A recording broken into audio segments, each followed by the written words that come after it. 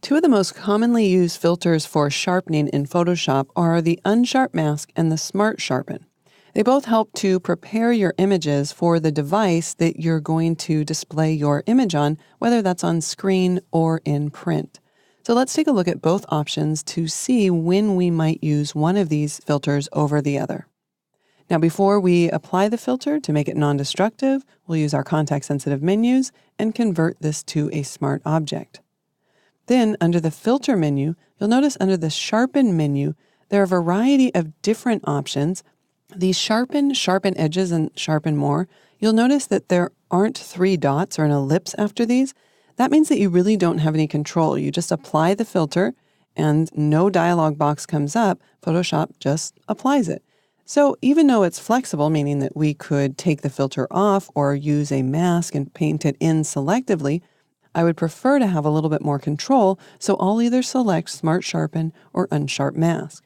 Since Unsharp Mask has been in Photoshop the longest, let's go ahead and start there. In the Unsharp Mask dialog, we have three different sliders: the amount, the radius, and the threshold.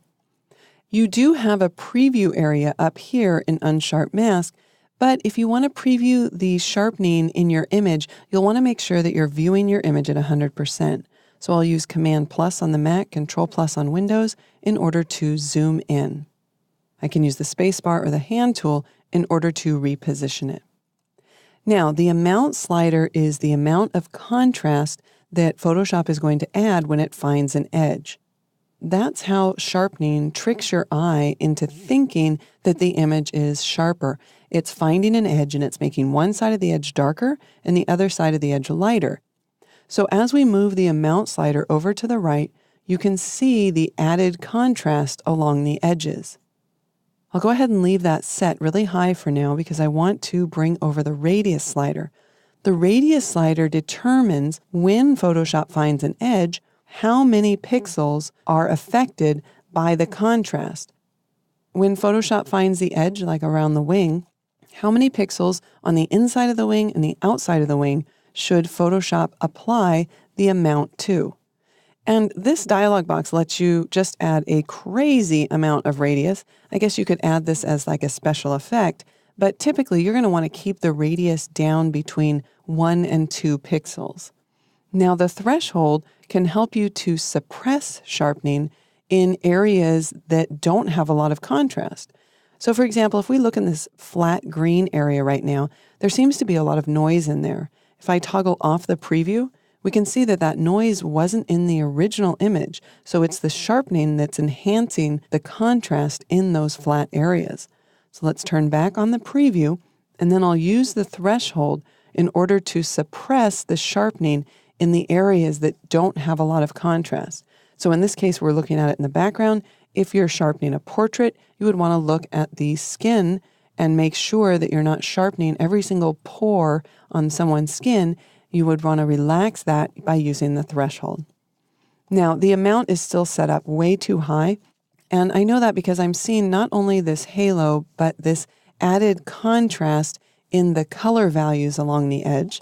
So let's back off on that quite a bit, and then we'll use the preview to view before and after. So there's before and after. It might be a little difficult to see this after the video is compressed, so I might just bump this up a little bit more, maybe the amount as well to make sure that we can see it. There's before and there's after.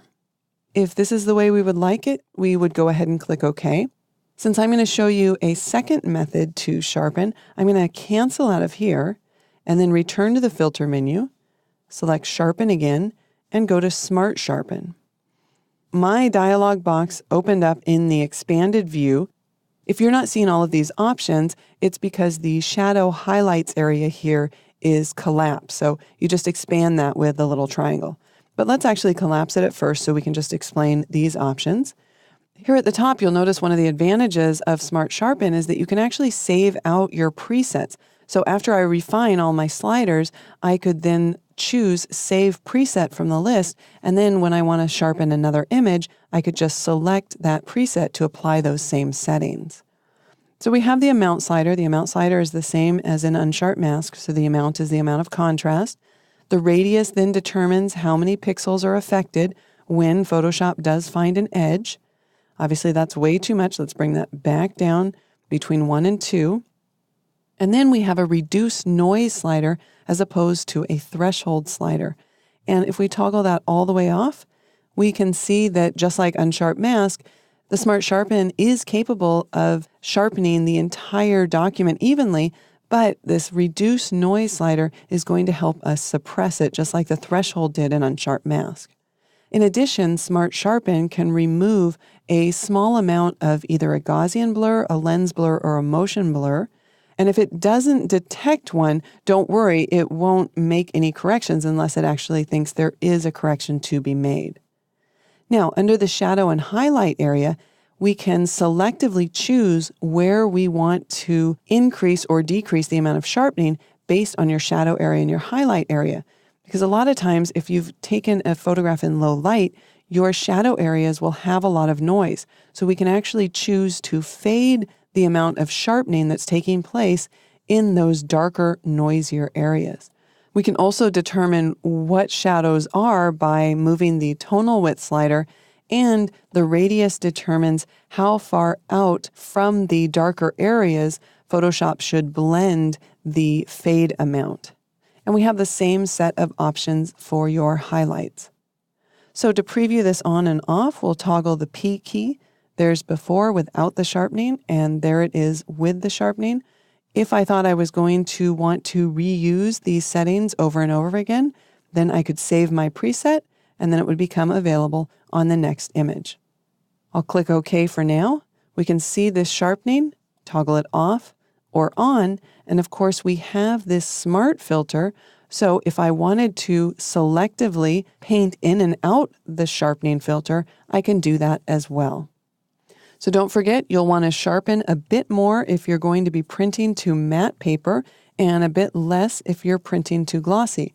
Of course, the great thing about it being a smart filter is that if you do decide that you've got too much or too little sharpening after you print the image, you can always go back in and refine it.